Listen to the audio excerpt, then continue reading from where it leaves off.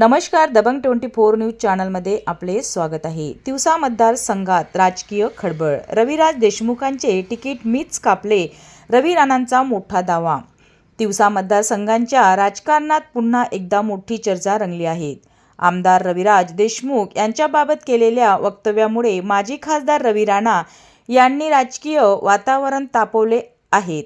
एका कार्यक्रमात बोलताना रवी राणा यांनी तिवसा मतदारसंघाचे आमदार रविराज देशमुखच होते, पण त्यांचे तिकीट कापल्याचे काम मीच केले, असा खळबळजनक दावा केला। या विधानानंतर तिवसा मतदारसंघात राजकीय वर्तुळात चर्चांना उधाण आले असून आगामी निवडणुकींच्या पार्श्वभूमीवर या वक्तव्यांचे विविध अर्थ काढले जात आहे। रवी राणांच्या या विधानामुळे विरोधकांसह राजकीय विश्लेषकांनीही या घडामोडीकडे गांभीर्याने लक्ष वेधले आहे। दरम्यान या वक्तव्यावर रविराज देशमुख किंवा त्यांच्या समर्थनाकडून अद्यापही अधिकृत प्रक्रिया आलेली नसली तरीही या दाव्यामुळे तिवसा मतदारसंघातील राजकीय समीकरणावर परिणाम होण्याची शक्यता व्यक्त केली जात आहे। ही बाब पुढे कोणते राजकीय वळण घेणार, रविराज देशमुख यांनी भूमिका काय असेल, याकडे आता संपूर्ण जिल्ह्यांचे लक्ष वेधले आहे।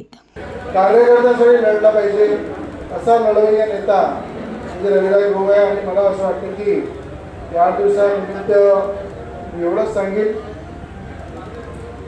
की मी जे भाग्य बोलतो ते नेहमी सत्य होत असते।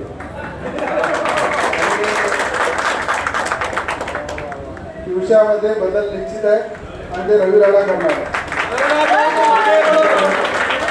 आणि त्या बदल्यामध्ये प्रामाणिक सच्चा भारतीय जनता पार्टीचा कार्यकर्ता जो विश्वासाने भारतीय जनता पार्टीसोबत शून्यापासून जुळलेला आहे, काम करत आलेला आहे। आणि मला माहीत आहे की तिवसा मतदारसंघाचे आमदार रविराज भाऊच होते त्यावेळेस त्याची तिकीट कापण्याचं काम सुद्धा मी केलं आणि मी याच्यासाठी घाबरत नाही, खरा बोलणारा माणूस। आताच मुख्यमंत्र्यांशी बोललो मी की गव्हर्नमेंट मेडिकल कॉलेज त्यांनी मंजूर करून दिला, केंद्रामध्ये मान्यता करून दिल्या, त्याबद्दल मुख्यमंत्री महोदयांचे मी आणि नवनीत राणांनी आत्ताच 20-25 मिनिटं आधी स्वतः बोलून त्यांचे आभार व्यक्त केले की अमरावती जिल्ह्याला गव्हर्नमेंट मेडिकल कॉलेजला मान्यता रविराज भाऊ देशमुखांच्या वाढदिवसानिमित्त दिली, त्याबद्दल मुख्यमंत्र्यांचे मनापासून धन्यवाद।